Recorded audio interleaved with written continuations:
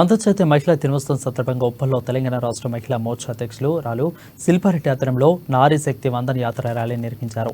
మహిళలకు అనేక రకాల సంక్షేమ పథకాలను ప్రవేశపెట్టిన ఘనత నరేంద్ర మోడీకి దక్కుతుందని అన్నారు. 50 సంవత్సరాలలో కాంగ్రెస్ హయాంలో మహిళలకు 33% రిజర్వేషన్ కల్పించే ధైర్యం చేయలేకపోయిందని దుయ్యబట్టారు. మహిళలకు 33% రిజర్వేషన్ పార్లమెంట్లో ప్రవేశపెట్టిన ఘనత నరేంద్ర మోడీదేనని కొనియాడారు.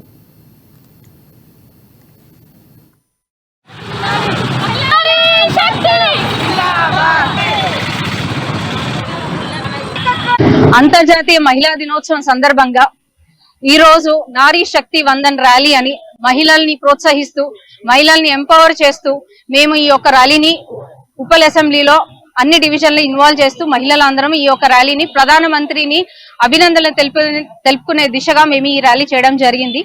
దీంట్లో భాగంగా అన్ని అసెంబ్లీ నుంచి మహిళలు ముఖ్యమైన మహిళలందరూ పాల్గొనడం జరిగింది. మన రామంతపూర్ కార్పొరేటర్ శ్రీవాణి గారు, చేతనా గారు, అప్సిగూడ కార్పొరేటర్ చేతనా గారు, అలాగే అసెంబ్లీ కన్వీనర్ అనిత పద్మారెడ్డి గారు, జిల్లాలో ఉన్న ముఖ్య నాయకురాలు ప్లస్ డివిజన్ లో ఉన్న మహిళా మోర్చా నాయకురాలందరూ పాల్గొన్నారు. ఈ యొక్క యాత్ర ఉద్దేశము మహిళల గురించి ఏదైతే నరేంద్ర మోడీ గారు చేస్తున్న అభివృద్ధి కార్యక్రమాలు ప్రజలకు కూడా తెలియాలని, వారు చేస్తున్న స్కీమ్సే గానీ ఏవైనా